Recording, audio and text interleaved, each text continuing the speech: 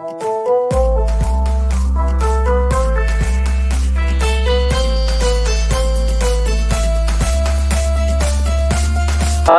दर्शकवृन्दलाई हार्दिक स्वागत छ। आज एक नितान्त फरक व्यक्तित्वको बारेमा हामी चर्चा गर्दैछौँ। उहाँ हुनुहुन्छ नितिन दासजी महाराज, पन्जाब नगल टाउनबाट आउनुभएको छ। उहाँलाई हामी स्वागत गर्छौँ। स्वागत है महाराजजी। नमस्कार। दर्शकवृन्दमा म एउटा कुरा जानकारी गराउन चाहन्छु।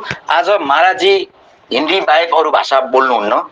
हामीले तपाईहरुलाई क्षमाका साथ के भन्नुपर्छ भने आजको यो सम्पूर्ण कार्यक्रम चाहिँ हिन्दीमै बहस हुनेछ। महाराज जी, आपको बहुत बहुत स्वागत है नेपाल में। महाराज जी धन्यवाद। आप तो कबीर पंथ का एक सक्रिय प्रचारक है। बिल्कुल। फिर भी नेपाल में कबीर पंथ का थोड़ा सा बताना चाहिए, नेपाल कबीर पंथ के बारे में। बिल्कुल। मेरा नाम नितिन दास है। मेरा जन्म स्थान नंगल टाउन में पंजाब में हुआ है और मैंने कबीर पंथ 2010 में ज्वाइन किया था। उससे पहले मैं और भी पंथों में था, क्योंकि जो एक इंसान की भक्ति होती है वो एक जगह से पूर्ण नहीं होती है। जैसे हम डॉक्टर बनते हैं, इंजीनियर बनते हैं, तो हम कई स्कूलों में पार होके आते हैं। पहली क्लास कहीं और करी, 5वीं कहीं और करी, 10वीं कहीं और करी। इसी प्रकार कबीर पंथ में आने से पहले मैं 2 गुरु धारण कर चुका था, लेकिन वहां पे ज्ञान पूर्ण नहीं था। ज्ञान तो था, पूर्ण ज्ञान नहीं था, इसलिए मैं आगे बढ़ा।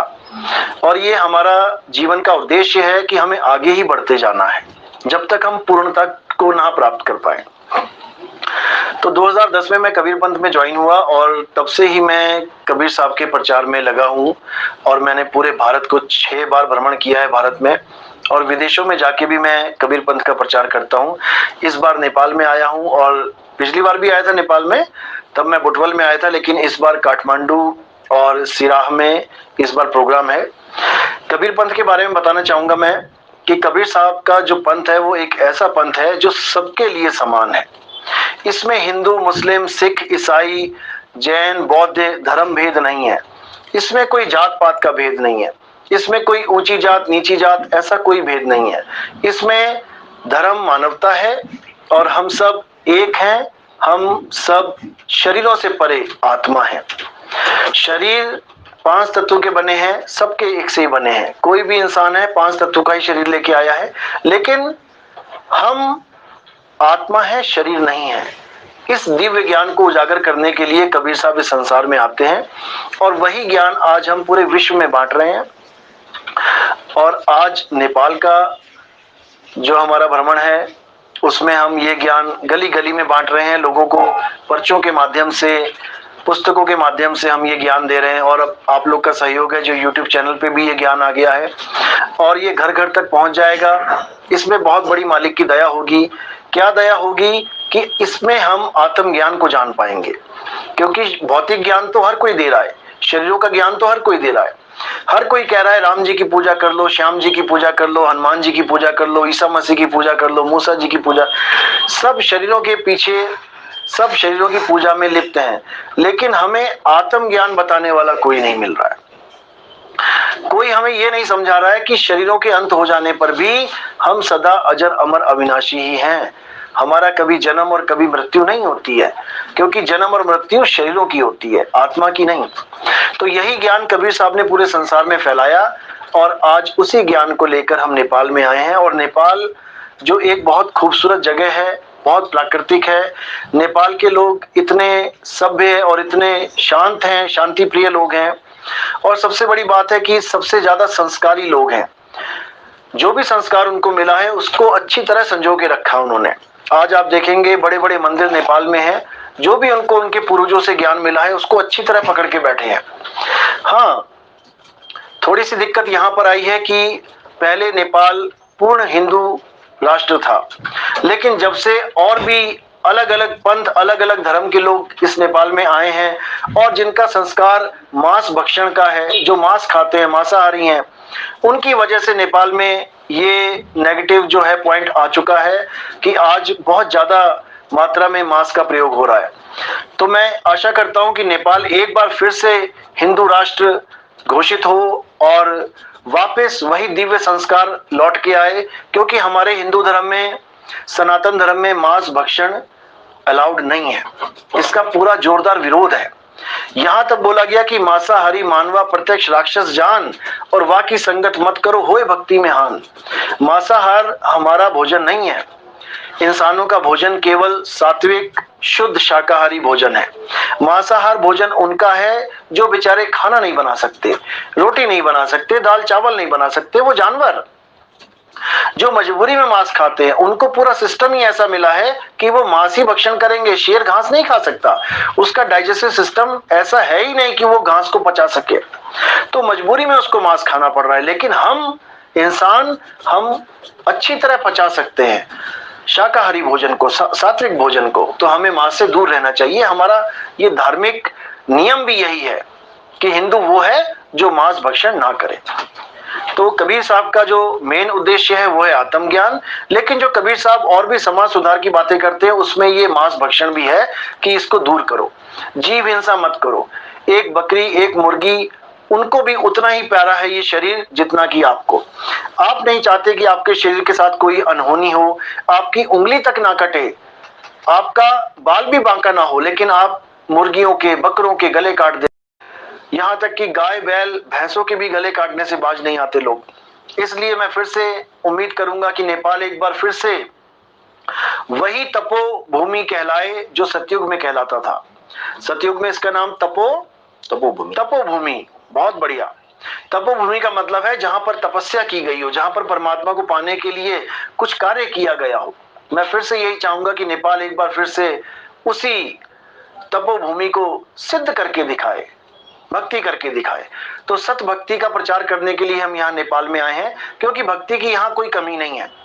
भक्ति तो इतनी कूट कूट के भरी है कि आप सोच भी नहीं सकते, लेकिन भक्ति और सत भक्ति में कुछ फर्क होता है। हम यहाँ पे सत भक्ति करवाने आए हैं। सत भक्ति का मतलब होता है वो भक्ति जिसका कभी नाश ना हो। आप देखेंगे भक्ति तो राक्षसों ने भी करी है, राक्षसों ने भी भक्ति करके देवताओं को प्रकट किया है, भगवान को प्रकट कर दिया, लेकिन क्या उनकी भक्ति सफल हो पाई? वरदान लेने के बाद भी वो राक्षस ही कहलाए, भगवान को भी प्रकट कर दिया फिर भी राक्षस ही कहलाए। इसका मतलब कहीं तो कोई कमी है। जब सतभक्ति प्रकट हो जाती है, जब परमात्मा प्रकट हो जाता है, तो राक्षस भी देव हो जाता है, नीच इंसान भी ऊंच हो जाता है। तब उस सत्य को पाने के बाद हर जीव सत्य का ही स्वरूप हो जाता है, जीव ही स्वयं ईश्वर हो जाता है।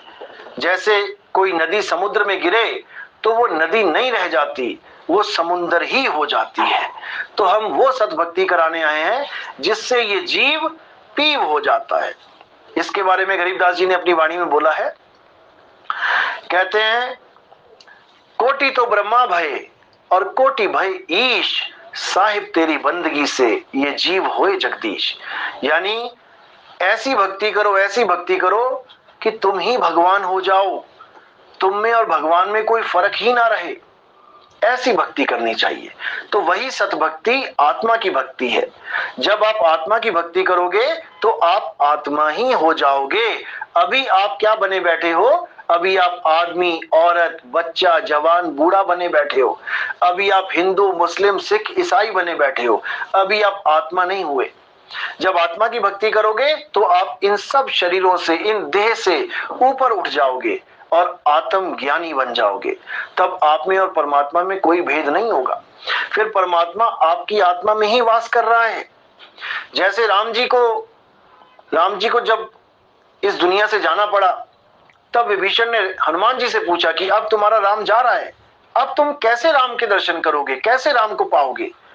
तब हनुमान जी ने किसी मंदिर का एड्रेस नहीं बताया कि मैं मंदिर में जाके पूजा करूंगा। हनुमान जी ने वहीं पर अपनी छाती फाड़ के दिखा दिया कि मेरा राम मुझ में बसता है, मुझ में और मेरे राम में कोई भेद नहीं है। जब मेरा राम मुझ में बसता है तो मैं राम से भिन्न कहां हूं? यही कबीर साहब ने बोला। साहब कहते, ज्यों तिल माही तेल है और ज्यों चकमक में आग, और तेरा साईं तुझ में है, जाग सके तो जाग। तिल के दाने में तेल है, अगर तेल को ढूंढने के लिए कहीं बाहर घूमे तो कैसे प्राप्त करेगा? नहीं कर सकता। ज्यों चकमक में आग, चकमक पत्थर में ही आग बसी है, आग को ढूंढने के लिए चकमक पत्थर कहीं गलियों में घूमेगा तो कैसे प्राप्त करेगा? इसी प्रकार तेरा साईं तुझ में है, जाग सके तो जाग। हमारा परमात्मा हमारी आत्मा में वास करता है, और हमारी आत्मा कहीं गलियों में नहीं है कि हम किसी गली में जाएं ढूंढने, या हम किसी मंदिर में जाएं ढूंढने, या किसी मस्जिद में जाएं ढूंढने, या किसी गुरुद्वारे या चर्च में जाएं पूजा करने। हमें अपनी आत्मा में ही अपने परमात्मा को पाना है। इसी का भेद कबीर साहब ने बताया है। महाराज जी, एक बात पूछूं आपको, वो भक्ति ज्ञान को बारे में तो गीता में भी बताया, बहुत बताया, वो भगवान श्री कृष्ण ने बताया, वो कबीर साहब ने भी ज्ञान के बारे में बताया। और गीता ज्ञान और कबीर साहब का ज्ञान में फर्क क्या है? बहुत बढ़िया सवाल है आपका। बहुत महीन फर्क है, इतना महीन फर्क है कि कोई समझ ही नहीं पाता इस फर्क को, जिसको कहते हैं हमारी भाषा में 19-20 का फर्क। देखने में 19 और 20 बहुत करीब भी हैं और बहुत दूर भी हैं। केवल एक गिनती का फर्क है, लेकिन एक गिनती ही बहुत बड़ी हो जाती है जब फर्क निकालने पे आते हैं। गीता क्या कहती है? गीता में आत्मज्ञान के बारे में थ्योरी ज्ञान बहुत भरपूर दे रखा है। गीता में आत्मा के बारे में पूरा जिक्र है कि हे अर्जुन, आत्मा अजन्मा है, आत्मा नित्य है, आत्मा शाश्वत है, आत्मा पुरातन है, ये आत्मा ही सत्य सनातन है। आज हम गर्व से कहते हैं कि हम सनातन धर्म के हैं, हमारा धर्म सनातन है, लेकिन दुख के साथ कहना पड़ता है कि हमें सनातन का मतलब तक नहीं पता। आप 100 करोड़ हिंदुओं में अगर पूछेंगे कि सनातन का मतलब क्या है, तो कोई इक्का दुक्का ही बता पाएगा, जिसको उसके गुरु ने या उसके किसी जानकार ने बताया होगा, अन्यथा कोई नहीं जानता सनातन के बारे में। सनातन है क्या? तो आपको बताना चाहूंगा, पहले हम सनातन के बारे में जान ले ताकि हमें गीता का ज्ञान स्पष्ट समझ में आ जाए। सनातन का मतलब होता है जो कभी ना बदले, जिसमें कोई बदलाव नहीं होता, जो अपरिवर्तनशील है, वो सनातन है। ना टूटे ना बदले, ना टूटे ना बदले, जो जिसका स्वरूप एक सा रहे, अखंड रहे, वही सनातन है। अब कोई कहे कि मैं राम जी की पूजा करता हूं और मैं सनातनी हूं, तो नहीं है। क्यों? क्योंकि राम जी जब बचपन में पैदा हुए और राम जी जब शादी करी और वन में गए, और राम जी जब हनुमान को मिले और सारा युद्ध जीत के वापस आए, तो उनके शरीरों में फर्क है, परिवर्तन हो गए। जब बच्चे थे, छोटे से थे, बड़े होते होते होते बदलाव आ रहा है शरीर में। जो चीज बदल रही है वो सनातन नहीं है। कृष्ण जी में बदलाव आया, छोटे से बच्चे थे, पिताजी ने सिर के ऊपर टोकरी रखी, टोकरी पे कृष्ण जी को लेके नदी पार करके गए, और वही कृष्ण जी बड़े हो गए, शरीर में फर्क आ गया। इसका मतलब कृष्ण जी की पूजा करने वाले भी सनातनी नहीं है। इसी प्रकार सारे देवी देवताओं में बदलाव आता है, केवल देवी देवताओं में नहीं बल्कि इस संसार की हर वस्तु में बदलाव आता है। मंदिर बदल रहे हैं, मस्जिद बदल रही है, गुरुद्वारे बदल रहे हैं, अक्षर बदल रहे हैं, जप तप व्रत बदल रहे हैं, सारी क्रियाएं बदल रही हैं, सब कुछ बदल रहा है। जो नहीं बदल रहा है केवल उसको जानना है, और वो क्या है? आत्मा। हे अर्जुन, आत्मा अपरिवर्तनशील है, आत्मा अजन्मा है, आत्मा नित्य है, आत्मा शाश्वत है, आत्मा अखंड है, आत्मा अचल है। अचल तक कह दिया आत्मा को। अचल यानी जो हिलता डुलता भी नहीं है, वो है आत्मा। लेकिन अब वो आत्मा है क्या, ये किसी को नहीं पता। तो गीता में आत्मा का ज्ञान भरपूर दे रखा है थ्योरी पार्ट में, लेकिन जब प्रैक्टिकल की बात आती है कि मैं कैसे जानूं आत्मा है, कहां है, कैसी है, उसके लिए गीता में अध्याय 4 34वां श्लोक बिल्कुल स्पष्ट बता दिया कि हे अर्जुन, जो ज्ञान मैं तुम्हें दे रहा हूं, आत्मा का ज्ञान, अगर तुम उसे वास्तविक में प्राप्त करना चाहते हो, तो तुम ऐसे गुरु की शरण में जाओ, ऐसे तत्व ज्ञानी की शरण में जाओ जो आत्मा के ज्ञान को जानता है। जिसने आत्मा का अनुभव किया है वही तुम्हें तुम्हारी आत्मा का अनुभव करवा सकता है, उसकी विधि बता सकता है, अन्यथा और कोई तुम्हें आत्मा का ज्ञान नहीं दे सकता। एक बार आत्मज्ञान हो जाने पर तुम कभी अज्ञान को प्राप्त नहीं होते हो। जीवन में कभी तुम्हारे अज्ञान आ ही नहीं सकता। यानी एक बार तुम्हें पता लग जाए कि तुम आत्मा हो, उसके बाद तुम कभी अपने आप को शरीर मान ही नहीं सकते। जैसे पंखा और बिजली, करंट और पंखा। अज्ञानी जीव ये सोचता है कि पंखा अपने आप चल रहा है, लेकिन ज्ञानी जीव जानता है कि पंखा अपने आप नहीं चलता है, उसको करंट चलाता है। लेकिन दिखने में केवल पंखा आता है, करंट नहीं दिखाई देता।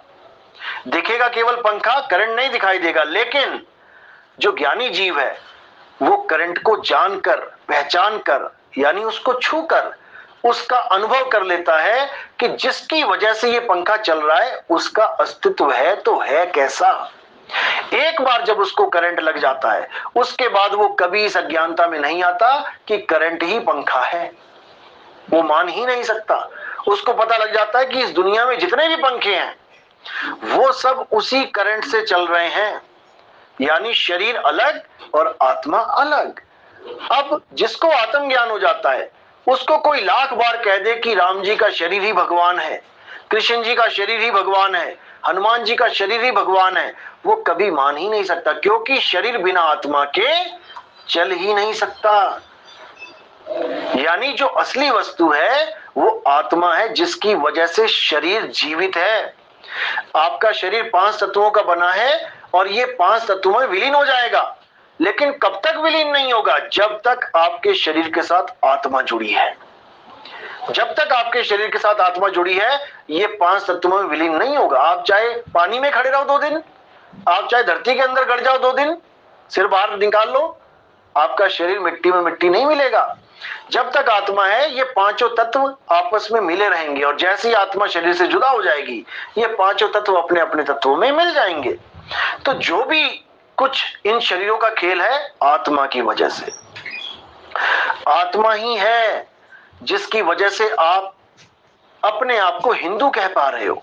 जैसे आप कहते हो मैं हिंदू हूं, किसकी वजह से बोल रहे हो? आत्मा की वजह से।